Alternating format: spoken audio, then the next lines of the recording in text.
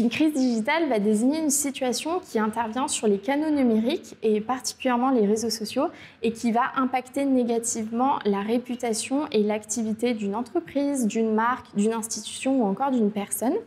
Et elle va être caractérisée souvent par 4 notions. La première, ça va être la propagation rapide et virale sur les réseaux sociaux. La seconde, ça va être l'atteinte à la réputation et à l'activité d'une entreprise. On pense notamment aussi aux caractéristiques autour des appels à boycott ou encore aux relais médiatiques. Et donc, une crise digitale, elle va pouvoir avoir des origines variées, endogènes ou exogènes aux réseaux sociaux, comme par exemple une publication mal perçue sur les réseaux sociaux ou encore le témoignage d'un client. L'évaluation d'une crise digitale, elle repose sur plusieurs piliers. Le premier va être la détection de signaux faibles, qui peuvent être par exemple un volume anormal autour d'une marque sur les réseaux sociaux, par exemple un article de presse qui va devenir viral également sur les réseaux sociaux ou encore la prise de parole d'une personnalité médiatique sur ces plateformes-là. Et donc une marque va pouvoir être alertée en temps réel grâce aux alertes qui vont être déclenchées en temps réel et qui répondent à un paramétrage très précis. Le second pilier, ça va être la mesure de son ampleur. C'est de comprendre vraiment comment une marque est associée sur les réseaux sociaux et quel va être son volume. Est-ce que le volume dépasse le seuil habituel de sa marque? Et dans ce cas-là, ça peut être un signal et qu'une crise émerge. Et la marque peut être accompagnée à travers des rapports qu'elle va recevoir quotidiennement pour avoir une vision condensée des réseaux sociaux. Le troisième pilier, ça va être l'analyse sémantique.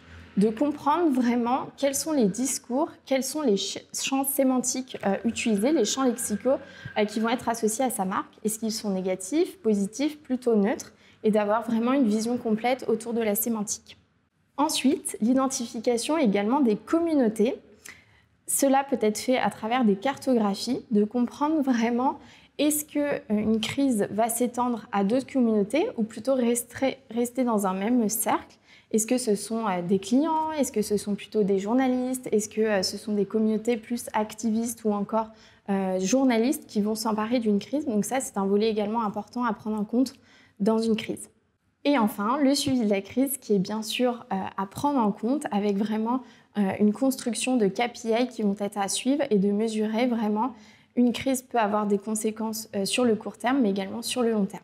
Plusieurs indicateurs également sont à prendre en compte lors du suivi d'une crise. Le premier, ça va être les volumes, de vraiment comprendre est-ce qu'une crise est faramineuse, est-ce qu'on va avoir un volume qui est vraiment inhabituel par rapport au seuil moyen autour de la marque, et donc vraiment d'avoir une vision très précise, de comprendre aussi en faisant éventuellement des comparaisons avec d'autres crises similaires ou même sur des événements qui sont assez récurrents pour vraiment comprendre son ampleur.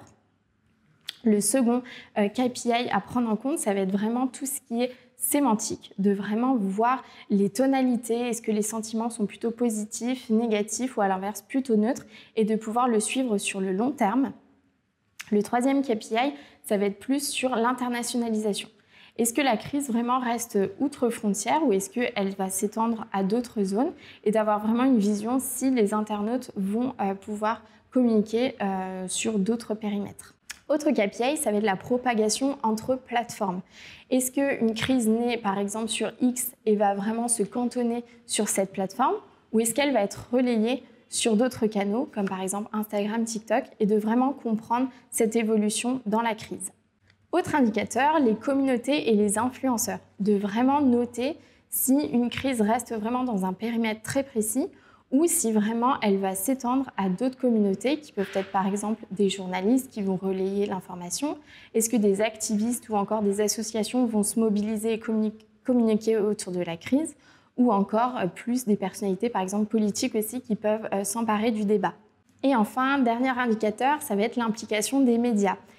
On le sait, une crise, ça peut être très court terme, mais finalement, si les médias s'emparent de l'affaire, ça peut avoir un écho vraiment conséquent pour une marque et ainsi aggraver potentiellement une crise. Ensuite, 3 conseils pour une stratégie de communication de crise.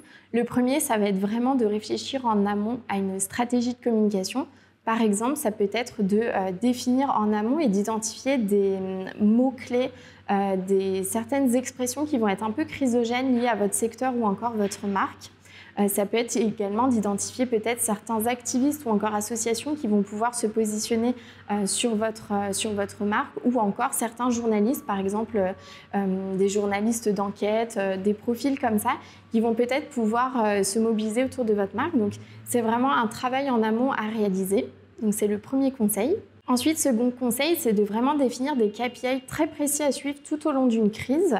Ça va être de vraiment se regarder les volumétries, de regarder aussi les communautés, de regarder aussi, de calculer des seuils de viralité qui peuvent être dépassés, où vous pouvez être informé en temps réel avec des alertes. Donc c'est vraiment de définir toute une liste d'insights et de KPI pour vous aider lors d'une crise.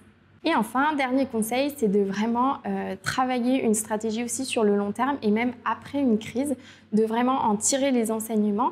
Vous pouvez être aidé avec par exemple des tableaux de bord où vous allez avoir vraiment une vision condensée de tout ce qui s'est passé sur les réseaux sociaux et de vraiment se dire voilà, qu'est-ce qui s'est passé concrètement pendant cette crise et ensuite de pouvoir ajuster vos stratégies de communication à l'issue.